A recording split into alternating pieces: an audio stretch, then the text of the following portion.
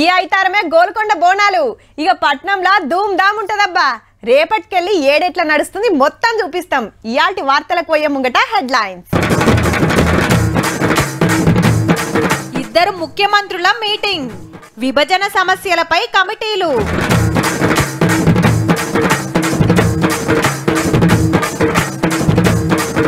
ఇంకో BRS MLA jump, ఇంకింత మంది ఓతారట రేపు.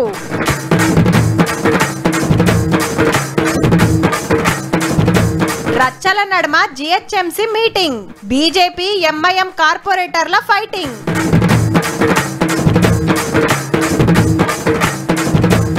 రేపే గోల్కొండల తొలి బోనం, పట్నంలా నెల రోజుల సంబురం.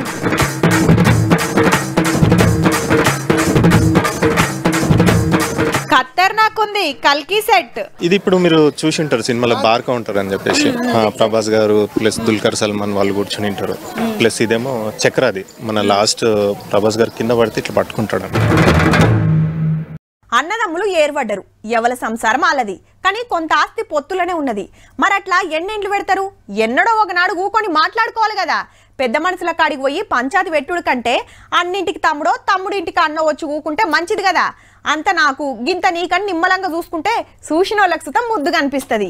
ఇప్పుడు గీ ముచ్చట దేనికి చెప్తున్నామంటే, తెలంగాణ ఆంధ్ర రాష్ట్రాలు ఏర్పడి 10 ఏళ్లు దాటినా పెండింగ్లు ఉన్నాయి చూసుకుంటానికి ఇద్దరు ముఖ్యమంత్రులు మీటింగ్ పెట్టినందుకు. అరుచుకుందాం పాండ్రి, మరి ఎట్లా నడిచింది ఎవలేమన్నది. చలో ప్రజాభవన్.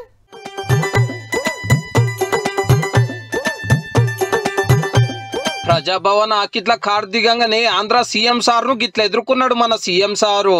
హొగలకోలు పూల గుత్తులు ఇచ్చుకున్నాక మన మంత్రులు కూడా ఇచ్చారు మునం పెట్టి. చిన్నగా అందరు లోపలికి నడిచినారు. ఈ గీడ మీటింగ్ సన్మానం చేసినాక మన కాలేజీ రాసిన నా గొడవ పుస్తకం ఇచ్చిండు రేవంత్ రెడ్డి సారు.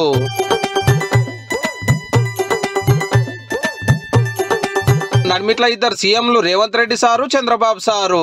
ఇట్రోకు మన మంత్రులు బట్టి sir, Sridhar Babu sir, Ponnam Prabhakar sir ముఖ్యమైన ఆఫీసర్లు. అట్రోకు ఆంధ్ర మంత్రులు సత్యప్రసాద్ సారు, జనార్దన్ రెడ్డి సారు, కందుల దుర్గేష్ సారు ముఖ్యమైన ఆఫీసర్లు. ఎవల రాష్ట్రానికి సంబంధించి వాళ్ళు ముందే మీటింగ్లు పెట్టుకుని వచ్చారు కాబట్టి సీదా మ్యాటర్లకు పోయినరట. విభజన సమస్యల మీద 1:40 నిమిషాలు చర్చలు నడిచినాయి. 10 ఏళ్లైనా పెండింగ్లు ఉన్న అన్నిటి మీద మాట్లాడిరట. మంత్రులతో ఒక కమిటీ, ఆఫీసర్లతో ఒక కమిటీ వేయాలని డిసైడ్ చేసిన ఈ 2 రాష్ట్రాల సర్కార్లు. రాష్ట్ర స్థాయి మంత్రుల కమిటీలో పరిష్కారం అయ్యేటువంటి అంశాలని ఇరు రాష్ట్రాలకు సంబంధించినటువంటి ముఖ్యమంత్రి స్థాయిలో అంగీకరించడం, ఒకవేళ అక్కడ కూడా పరిష్కారం కానటువంటి మార్గాలు ఏమైనా ఉంటే, ఆ అంశాలు ఉంటే మళ్ళీ రాష్ట్ర స్థాయిలో ముఖ్యమంత్రుల స్థాయిలో సమావేశాన్ని ఏర్పాటు చేసుకొని పరిష్కార మార్గం కనుగొనడం కోసం ప్రయత్నం చేయాలని. మా దగ్గర కూడా స్కూల్ బ్యాగుల్లో, అంటే 8th క్లాస్ చదువుకునే స్కూల్ బ్యాగుల్లో కూడా మనకి గంజాయి దొరికే పరిస్థితి మాకు అక్కడ రాష్ట్రంలో ఉంది. కాబట్టి అక్కడ ఉత్పత్తి అయ్యి ఇక్కడికి ఎక్కువగా వస్తుందని చెప్పేసి ఇక్కడ ముఖ్యమంత్రి గారు చాలా కన్సర్న్ గా ఉన్నారు. కాబట్టి ఒక జాయింట్ ఇద్దరు అధికారులు, అడిషనల్ డీజీపీ స్థాయి అధికారులను వేయటం, డ్రగ్స్ ని పూర్తిగా అరికట్టి తెలుగు జాతిని కాపాడాలనే లక్ష్యంతో అది కూడా చేయటం జరిగింది.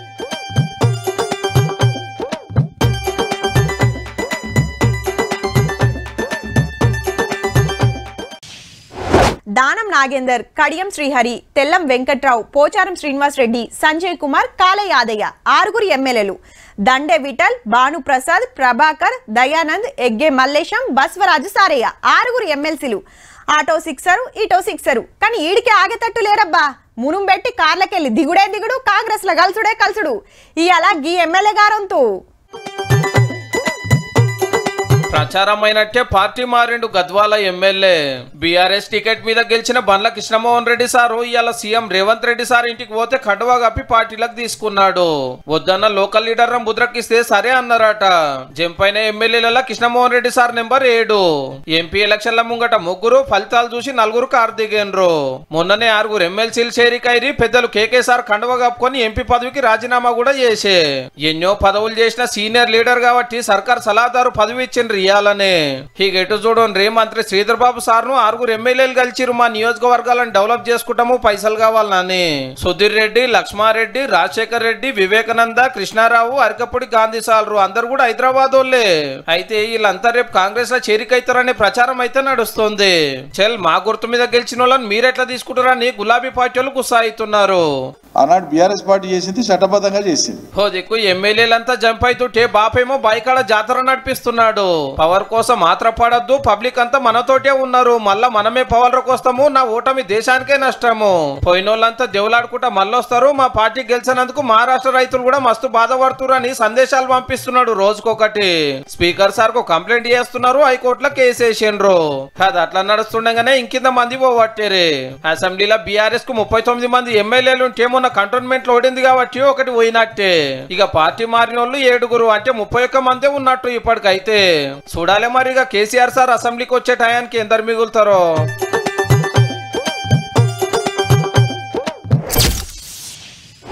హైదరాబాద్ లా రాత్రి ఓ డల్లాన పడ్డదబ్బా, దానికి రోడ్ల మీద నీళ్లు, మొత్తం ట్రాఫిక్ జామ్. రేపు గట్టానలు పడ్డాయనుకో, ఆయంత నాలాలు వంగితే ఏంది పరిస్థితి? ఈ చెత్తారం చేయబట్టి దోమలు గిట్ల మెట్టబెట్టనంటే అడ్డమైన రోగాలు మోపైతాయి. పాతేడి ఇదే కథ. గిసొంటి అన్ని మాట్లాడాల్సింది జిహెచ్ఎంసీ మీటింగ్లా. మేయరు, కమిషనరు, ఆఫీసర్లంతా వస్తారు కాబట్టి ఏదున్నా అడగొచ్చు, జప్పున పనులు చేపియొచ్చు. గంత ముఖ్యమైన మీటింగ్ పెడితే మరేమైందో చూడుర్రి.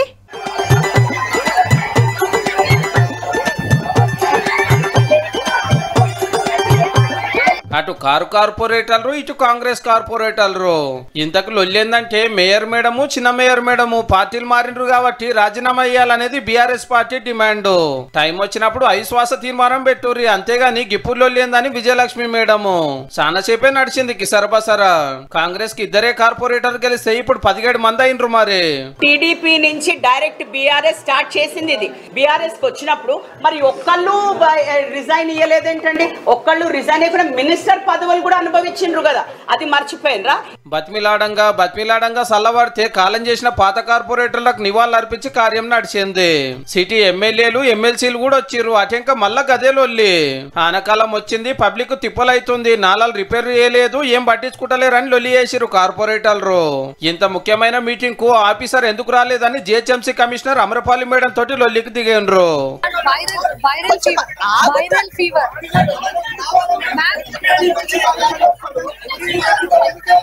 ఇక ఎటు చూడండి, ఎంఐఎం బీజేపీ కార్పొరేటర్లు ఎట్లా కలవడుతున్నారో. కాగితాలు చింపేసుకునుడే కాదు, కలవడ్డరు కూడా. ఇంతకి ఇళ్లలో ఏందంటే బీఆర్ఎస్, కాంగ్రెస్, మజ్లిస్ 3 పార్టీలు ఒకటేనని కమలం పార్టీ వాళ్ళు అట్టల మీద రాసుకొస్తే చెల్ మా గాలతో దోస్తానేందని పతంగి పార్టీ వాళ్ళు ఫైటింగ్ కు తయారైనరు అన్నట్టు. గీలొల్లిలా మీటింగ్ ఎడ నడుస్తుందని వాయిదా వేసింది మేడము. 5-6 నెలల తర్వాత మీటింగ్ పెడితే ఎన్నో ముచ్చట్లు మాట్లాడతారు, పట్నం పబ్లిక్ తిప్పలు తీరుస్తారని ఆశపడితే అంత ఆగమాగం జగన్నాథం. గౌరవ కార్పొరేటర్లు సీట్లలో కూకున్న తక్కువ, లేచి లడాయి చేసింది ఎక్కువ. ఎంత ఎక్కువ లొల్లి చేస్తే అంత గొప్పగా మీటింగ్ నడిచినట్టు అని అనుకున్నారో ఏమో.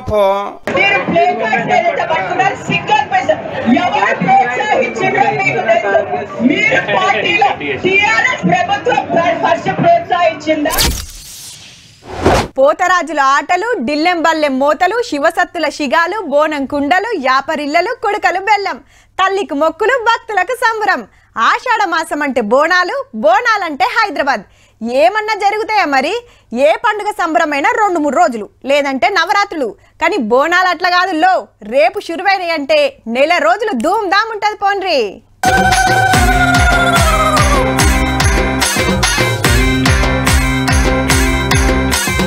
తెల్లారితే డిల్లెం బల్లెం మోతలే. మళ్ళా గోల్కొండ జగదాంబిక అమ్మవారికి తొలిబోనం ఎక్కిచ్చిడితోటి సంబురాలు చాలైతాయి. వెనకటికెళ్లి కోట మీద పూజలు అందుకుంటుంది. సర్కార్ తరపున గుళ్ళ మంత్రి కొండా సురేఖ మేడం పట్టుబట్టలు పెడుతుంది. గుడి చుట్టూ టెంట్లు వరుసుడు, తోరణాలు గట్టుడు, లైట్లు, టైలెట్లు, సకల సౌలతులు చేసిండ్రు. 15 మంది వచ్చాము అందరం కలిసి. 8 సంవత్సరాల నుంచి పాల్గొంటున్నాము. చాలా మంచిగా అనిపిస్తుంది. మాకు రాకపోతే కూడా ఎలాగోనే ఉంటది. 7 years నుండి పెడుతున్నాం. ఇయర్ బై ఇయర్ బాగానే గ్రోత్ ఉంది. మాకు బాబు గుట్టారని కోరుకుంటే పుట్టినాడు. ఇవాళ ఆఫీసర్లు, పోలీసులతోటి మల్లోపారి మీటింగ్ పెట్టిండ్రు మంత్రులు. గవర్నమెంట్ 20 కోట్లు పంపుతుంది పట్నంలా బోనాల జాతర ధూమ్ ధామ్ చేయాలని, ఏడ తక్లీఫ్లు కాకుండా చూసుకోవాలని ఆర్డర్ వేసిండ్రు. హైదరాబాద్ యొక్క సాంప్రదాయాన్ని, సంస్కృతిని రాష్ట్ర వ్యాప్తంగానే కాకుండా దేశ వ్యాప్తంగా కూడా తెలిసే విధంగా సింగర్ కోటి అమూల్య రాసి పాడిన బోనాల పాటను విడుదల చేసిండు చెన్నూరు ఎమ్మెల్యే వివేక్ సారు. తెలంగాణలో బోనాలు పండుగ అంటే చాలా ముఖ్యమైన పండుగ. బోనాలు సెలబ్రేట్ చేసుకునేటప్పుడు ఈ పాట వినాలని చెప్పి అందరినీ కోరుకుంటున్నాను. ఇక మంగళవారం నాడు బల్కంపేట ఎల్లమ్మ తల్లి కళ్యాణం. ఈ నెల 21 నాడు లష్కర్ బోనాలు, మర్నాడు రంగం. అటెన్ కారానికి పాత బస్తీల నెల రోజులు సిటీలా ధూమ్ ధామ్ ఉంటది పోర్రి. వరంగల్ భద్రకాళమ్మ గుడిలా ఇయ్యాలనే శాకంబరి ఉత్సవాలు చాలైనాయి. 1000 కలశాలతోటి అమ్మవారికి అభిషేకం చేసి జాతర చాలు చేస్తే భక్తులు దర్శనం చేసుకుంటున్నారు. ఇయాల్టికెళ్ళి 16 రోజులు సంబురాలు జరుగుతాయి.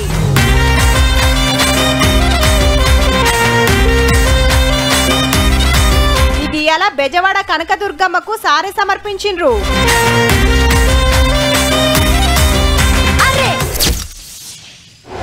తొవ్వంట పోతుంటే ఏదన్నా టక్కర్లా మనిషి పానం పోతే గాశారం మంచిగా లేదు అనుకుంటాం. బీమార్ వచ్చి జీవిడిస్తే భూమి మీద ఆడికే నూకలు బాగున్నాయి అనుకుంటాం. కొట్లాట జరిగో ఆస్తి పంచాదులలో కాలం చేస్తే లేచినే అలా మంచిగా లేదని ఊకుంటాం. కానీ మనసు నిమ్మలం చేసుకుందామని పలానా కాడికి పోతే మంచి జరుగుతుందని నమ్మితే జరగరాని ఘోరం జరిగింది ఒక తాన. ఇంకా చిత్రం ఏందంటే నాకేం తెలియదు, నాకేం సంబంధం లేదని బోలే బాబా వారు బోర్ నేడ్చుడు ఒక్కటే తక్కువ అబ్బా. ఉత్తరప్రదేశ్ లో మొన్న తొక్కిసలాటై 121 మంది కాలం చేయంగానే పరారై ఇవాళ వీడియో సందేశం పంపిండు అయ్యగారు. అగనట కారణమైన వాళ్ళని అస్సలు ఇడిచిపెట్టొద్దట. కానీ ఆ కార్యం పెట్టుకుంది మీరు, చుట్టున్నది మీ వాళ్ళు, వచ్చిన వాళ్ళు మీ భక్తులు. ఇక ఏరేటోళ్ళు ఎట్లా కారణం అవుతారో సౌలతులు చక్కగా చేయలే. మీ బాడీ గార్డులు నూకేసినందుకే ఒకళ్ళ మీద ఒకరు పడ్డారని ఆఫీసర్లు చెప్తుంటే మీరేందయ్యో ఇంకెవరి మీదకో నూక పడుతుంది. కానిస్టేబుల్ కొలువుకు రాజీనామా పెట్టి బాబా అవతారం ఎత్తినాక 100 కోట్ల ఆస్తి కమాయించిండటుల్లో. దేశమంతా 24 ఆశ్రమాలు కట్టి బగ్గనే భక్తులకు దగ్గరైండు. ఏక్ నెంబర్ బంగ్లాలు, రాజభోగాలు, పడవల సొంటి కార్లు, 16 మంది సెక్యూరిటోళ్ళు. ఏమన్నా బిజినెస్ ఇట్లా చేస్తుండంటే తెల్ల సూటు బూటేసుకొని నేను దేవునికి దగ్గర, నేను ఒక్కనే బాబాను, ఇంకెవ్వరు లేరని శుద్ధులు చెప్తాడు. అబ్బా అని మనోళ్ళు మురిసిపోయి సరిపోందు చదివిస్తారు. అందులో పెద్ద భక్తులు కూడా ఉంటారు కాబట్టి గా పతారతో ఏ పని అంటే ఆ పని అయిపోతుంది అన్నట్టు. అంత గొప్పగానే అనిపిస్తుంది. గిసొంటి అయినప్పుడే బాబాలు అసలు భాగవతం బయట పడుతుంది అన్నట్టు. అయ్యగారు ఆస్తి గురించి తెలిసినాక కొత్త బాబాలు ఇంకెందరు పుడతారో పో.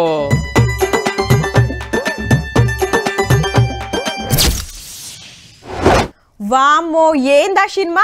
గమ్మతి గమ్మతి బండ్లు, తీర్తి రత్తార్లు, మనుషులను మోసుకుపోయే మిషన్లు, డిషిం ఫైటింగ్లు, కూలిన బంగ్లాలు, తుపుక్కున కూలే బిజ్జి, మీద కాంప్లెక్స్, కింద భూమి. అదో చిత్రమైన లోకం అబ్బా. మన మనసులు కాదు, మన లెక్క కాదు. ఇంగ్లీష్ సినిమాలు ఉంటాయి చూడురి, అగో గట్లుంది. గదేనుల్లా కల్కి సినిమా గురించి చెప్తున్నా. గా షూటింగ్ ఏడ తీసిండ్రో ఎట్లా తీసిండ్రో తెలవాలంటే చలో కల్కి కాశీ.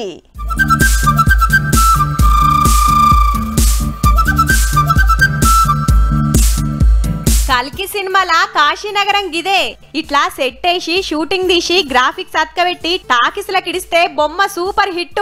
ఇది ఇప్పుడు మీరు చూసింటారు సినిమాలో బార్ కౌంటర్ అని చెప్పేసి ప్రభాస్ గారు ప్లస్ దుల్కర్ సల్మాన్ వాళ్ళు కూర్చొని ఉంటారు. ప్లస్ ఇదేమో చక్రాది మన లాస్ట్ ప్రభాస్ గారు కింద పడితే ఇట్లా పట్టుకుంటాడు అనమాట. పట్టుకున్న తర్వాత బ్యాక్ సైడ్ నుంచి విష్ణు అవతారం కనిపిస్తుంది. టన్నుల కమానం పాతిన్ప సామాన్లు గుజరాత్ రాష్ట్రంకి వెళ్ళి తెచ్చి 100 మంది నెలల కమానం ఎల్డింగ్ కొడితే కాశీనగరం తయారైంది. 3 years నుంచి దీని మీద వర్క్ చేసినాం, షూటింగ్ కూడా అయిపోయింది. ప్రతిసారి ఇక్కడ షూట్ ప్లాన్ చేసినప్పుడల్లా ఖచ్చితంగా వర్షం పడుతుంది అనమాట. ఈ సెట్ కాంచి అసంటకు పోతే శంబాల కాంప్లెక్స్ సెట్టింగ్లు. అమితాబ్ బచ్చన్ విగ్రహం చూడురి ఎంత పెద్దగుందో.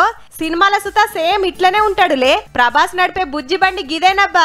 తయారు చేస్తానికి 7 కోట్లు పట్టిందట. ఈ బిజ్జి మీదే ఖతర్నాక్ ఫైటింగ్ ఉంటది. హౌ విలన్ తిరిగే పుష్పక విమానం. కైరా అనే అమ్మాయి ఈ బండి మీదే పోతది.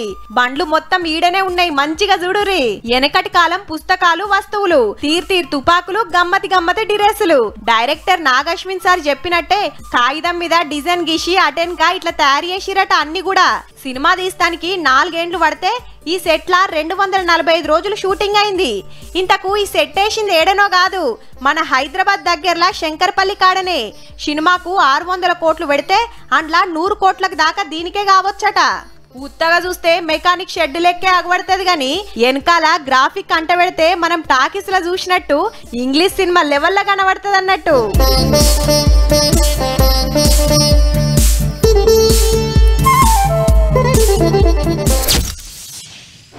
హలో, ఇప్పుడే టీవీలో చూసిన ఆక్సిజన్ బుడ్ల రేట్లు పెరుగుతున్నాయంట. పోయో 4 పట్టుకరాన్రి. ఓ వదిన, మా బుడ్డోనికి తలిగించిన ఆక్సిజన్ బుడ్డ అయిపోవస్తుంది. మీ ఇంట్లో ఇంకోటి ఉంటే ఇయ్యుర్రి, మీ అన్న రాగానే తెప్పిస్తా. మూతికి మాస్క్ లేకుండా బైక్ పై తిరుగుతున్న యువకుడికి 10,000 ఫైన్. ఆక్సిజన్ పాఠశాలలో పెరుగుతున్న అడ్మిషన్లు. ఉదయం సాయంత్రం వేళలో రద్దీ. ఏంది గట్ల చూస్తారు? రేపు గిసంటి వార్తలే వినాల్సి వస్తుంది మళ్ళా. వామ్మో ఏంది కథ? గాలి వీల్సకుంటే బతుకమని తెలుసు, పీలిస్తే సచ్చే కాలం వచ్చే. దేశంలో దినాం కాలం చేస్తున్న దాంట్లో 100కి 7 గలీజ్ గాలి వల్లేనంటే ఎంత డేంజర్ ఉందో సుడురిగా. ఢిల్లీలో 17-11 మంది ప్రాణాలు మింగి పాడైతుందట. మన హైదరాబాద్ లో ఏమన్నా తక్కువనా? కాలం చేసిన 100 మందిలా 5 గిసొంటి గాలి చేయబట్టినట. మేం కాదు, లాన్సెట్ అనే సంగపోళ్ళు దేశంలో గాలి ఖరాబైన 10 పట్టణాలు ఢిల్లీ, హైదరాబాద్, బొంబాయి, మద్రాస్, కలకత్తా, బెంగళూరు, అహ్మదాబాద్, పూణే, సిమ్లా, వారణాసిలో ఎంక్వైరీ చేసి చెప్పిన ముచ్చట. అంత మన పుణ్యమే మరి. ఆడాడన్న కానొచ్చే షెట్లు, గుట్టలు పొతం పెట్టుడు, అంతరాల మీద అంతరాల బంగ్లాలు గట్టుడు. బండ్ల పొగేమన్నా తక్కువనా? దినామింత బండ్లు కార్లు వెరుగుడే గాని తగ్గుడన్న ముచ్చటే లేదాయే. ఇక ఢిల్లీలోనైతే బడులు బంద్ పెట్టి సరిబేసి పద్ధతిలో బండ్లు రోడ్డెక్కించి పంటలు కాలబెట్టద్దు, ఇండ్లు కట్టద్దని ఎంత గొట్టు రూల్స్ పెట్టినా ఫాయిదా లేకుంటుంది. ఇప్పటికే మన ఆవుసు 9 ఏళ్లు తగ్గిందిరా నాయనా అంటే ఈ గాలి పుణ్యాన ఇంకింత తగ్గే కథ కాబట్టే అయ్యో అని బాధపడే కంటే శాతనైతే పచ్చదనం పెంచుడు ఒకటే మార్గం.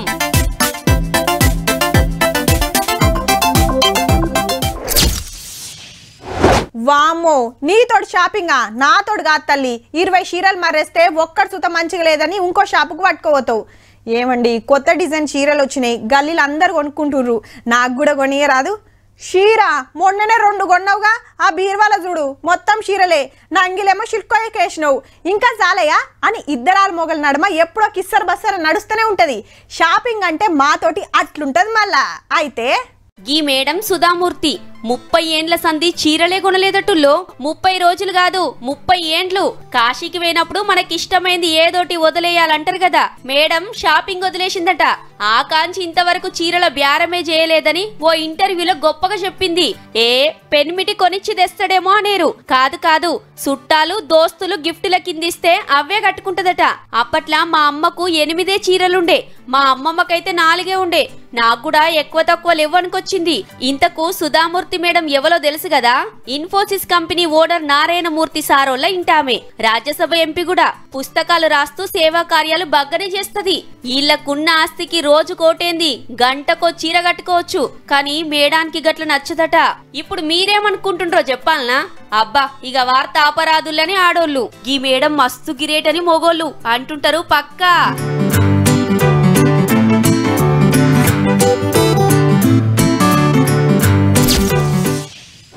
పోదాటి కల్లైనా పరుపుతాటి కల్లైనా రాక వట్టిర్రంటే సాలు అనేదాకా పంపుతారు గౌడన్నలు. ఈత కల్లైతే కమ్మగా తీయగుంటది కాబట్టి మా అక్కల సుత బగ్గన కాయిచేస్తారు. కళ్ళంటే ఈత కళ్ళు, తాటి కళ్ళు, గిరక తాటి కళ్ళు, యాప కళ్ళు గివ్వే తెలుసు. కానీ ఇప్పుడు మీకు కళ్ళు చూపిస్తాం. వార్త చూస్తుంటేనే కిక్కెక్కినంత పని అవుతుంది అనుకో రాదుర్రి. ఎంతసేపు ఊరిస్తావు, సప్పుడేక వార్త ఏక అంటారా అన్నలు? కానీ రే ఎత్తిన చెంబు దించకుండా గుంజుడే గుంజుతున్నాడు కాక. అగో అమ్మ సుధ తాగుతుంది, కమ్మగున్నదనుకుంటా. ఇటు అన్న బాటిలే ఎత్తిండు పో. ఎవ్వరు తపాలలు చెంబులు పట్టిర్రు మొద్దుగా. అట్లంతా ఆటికల్లో ఈతకల్లో కాదుల్లో మేడికల్లు. నాగర్ కర్నూలు జిల్లా చిన్న కొత్తపల్లిలో 4 రోజుల కాంచెల్లి గీ మేడి చెట్టుకు కళ్ళు వారుతుందట. చెట్టు కొమ్మలు నరికితే బొట్లు బొట్లు రాలుతుండే వరకు గీ గౌడన్నో లొట్టి తెచ్చి పెట్టిండు. హీగేముంది, చూస్తుండగానే నిండుతుంది. దినం పొద్దుగాల 10 లీటర్లు, మాపటిల్లి 10 లీటర్లు. తాటికల్లు ఏడంటే ఆడ దొరుకుతుంది, మేడికల్లు అట్లా కాదాయే. మళ్ళా పెయ్యికి మంచిదని ఎవరు చెప్పిర్రో గాని మాకనే పడుతుర్రు పబ్లిక్. పొద్దున్న తాగుతున్నాం, సాయంకాలం తాగుతున్నాం. మంచిగా ఉంది, కాళ్ళ నొప్పులు తగ్గినాయి, నడుల నొప్పులు తగ్గినాయి, బాడీ కూడా మంచిగా ఉంది. ఇక కాకలేమో తాటికల్లు ఈతకల్లుకు పోడు బంధు పెట్టి పొద్దుగాల పొద్దుమికి చెంబులు తపాలలు పట్టుకొని మేడి చెట్టు కాడికి వచ్చి కూకుంటున్నారు. ఇంతకుముందు తాటికల్లు ఈతకల్లు తాగినాము. తర్వాత ఇప్పుడు మేడి చెట్టు ఒక 1 రోజుల నుంచి వస్తుంది. ఆ మేడి చెట్టు కళ్ళు గుడకంగా తాగుతున్నాం, మంచిగా అనిపిస్తుంది మేడి చెట్టు కళ్ళు. మేడి పండు పొట్టిప్పితే పురుగులుండే కాదు, కొమ్మలు గీస్తే కళ్ళు సుత వారుతుంది అన్నట్టు. చూసిండ్రు కదా, ఇక ఇవుళ్ళ ఇయాల్టి తీన్మార్ ముచ్చట్లు ఉంటామల్లా. నమస్తే.